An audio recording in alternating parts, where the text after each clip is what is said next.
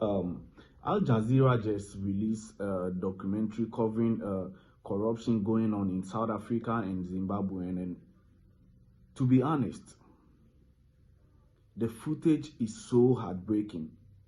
The footages are so heartbreaking to extent that if you imagine the kind of things the people that we call our leaders are doing, if you imagine the kind of wickedness our so-called leaders, African leaders, are doing to the citizens. Daoud Khan is a former money launderer. He fears for his life and is speaking exclusively to Al Jazeera's investigative unit from a safe house. He says his role was to forge paperwork to disguise the money laundering as legitimate transactions. In the office we had a strong room, and in the strong room we had boxes upon boxes of bank stamps. We had boxes of passports, we had boxes of ID documents. Head of the operation is Daoud's brother, Mohammed Khan. His street name is Mo Dollars. His financial services firm served as a front for the laundering. He's sort of held up as this sort of shadowy figure that controls money laundering in South Africa, that everybody wants to find, wants to locate, wants to discuss, wants to catch, wants to prosecute, or wants to use. We've obtained a trove of thousands of documents that reveal fake invoices from fictitious suppliers addressed to Mo Dollars' clients. No goods, no services, purely just money laundering.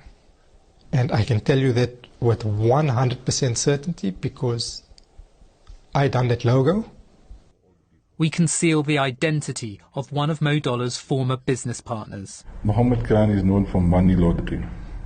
His pickups will be $1 million in profit a day, transferring to different countries, to different places, and he got all the connections to do that. To ensure the scheme's success, the launderers bribe employees at South Africa's banks. You look after us, you push through all our payments, no questions asked, on the specific company, and we'll match your salary every month in cash.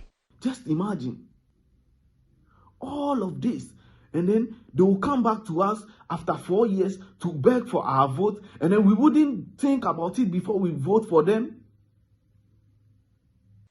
A ledger records kickbacks paid to staff at Sasfin Bank, who are responsible for processing foreign payments. We were actually the executive management team of the Sasfin Forex processing department, if I can put it to you that way. Mohammed was CEO of that company, without them knowing.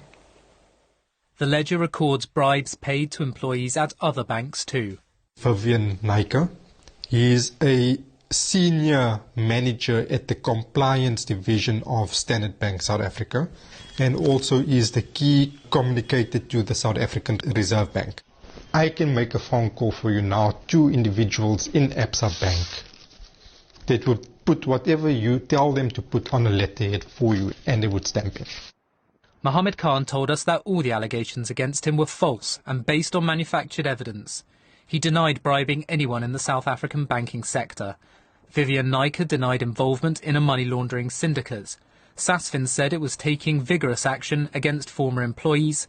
Absa passed on our findings to its forensic investigative unit, and Standard Bank told us it takes a zero-tolerance approach to fraud and criminality. The most painful thing is how much they make through all these banks that they bring into the countries.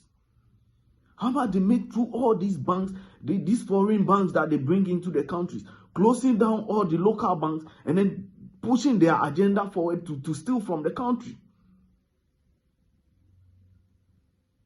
Wow. 2024 is fast approaching, and each of us as Africans must know the right choices that we are going to make. We shouldn't sell our conscience to these politicians. We shouldn't sell our conscience for anything. We need to stand our grounds and make the right choices. Well, Karam Singh is the Executive Director of Corruption Watch. He says the revelations are not entirely surprising.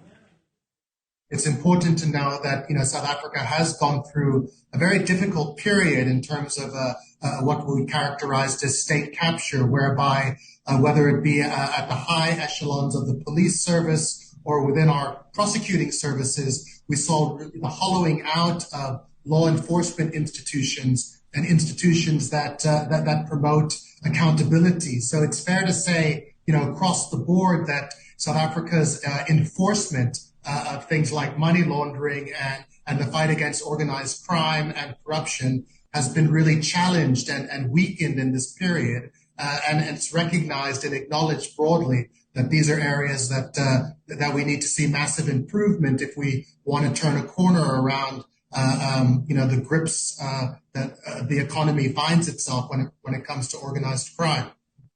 That the announcement of the Financial Action Task Force to grey list South Africa was an announcement that came out last month.